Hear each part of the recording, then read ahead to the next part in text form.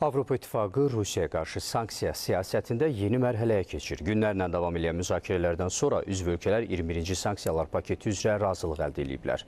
Yeni sanksiyalar paketinin əsas məqamlarını xüsusi müxbirimiz Günay Məmmədova bizə çatdıracaq. Almaniyaya bağlanırıq. Buyurun Günay.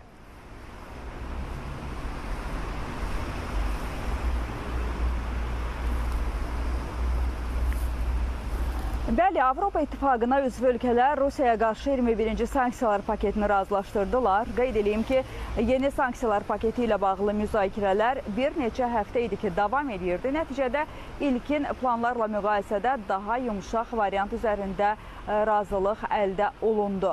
Paket çərçivəsində Rusiya enerjisi ilə bağlı məsələlər də əsas müzakirə mövzularından biri idi.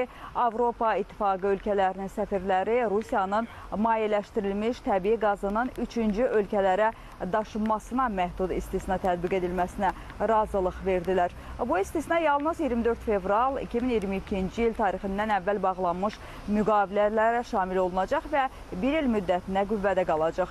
Avropa operatorlarına isə bu cür əməliyyatların həcmini artırmaq qadağan ediləcək. Qeyd edeyim ki, istisnanın qüvvədə qalması Avropa İttifaqı Şurası tərəfindən hər il yenidən nəzərdən keçiriləcək. Rusiya neftinə tətbiq edilən qiymət tavanı isə dəyişməz olaraq saxlanıldı. Qeyd edeyim ki, yeni paket Avropa İttifaqının Rusiyaya qarşı təzyiq siyasətinin davam etdiyini göstərir. Lakin eyni zamanda bu qərar Avropa İttifaqı ölkələri arasında enerji məsələləri ilə bağlı fikir ayrılıqlarını da qaldığını nümayiş etdirir. Çünki Avropa bir tərəfdən Rusiyanın enerji gəlirlərini məhdudlaşdırmağa çalışır, digər tərəfdən isə bəzi ölkələr üçün əvvəllər bağlanmış müqavilələr və enerji təchizatının sabitliyi mühüm olaraq qalır. Məhz buna görə də yeni sanksiyalar paketi daha yumşaq formada hazırlanıb.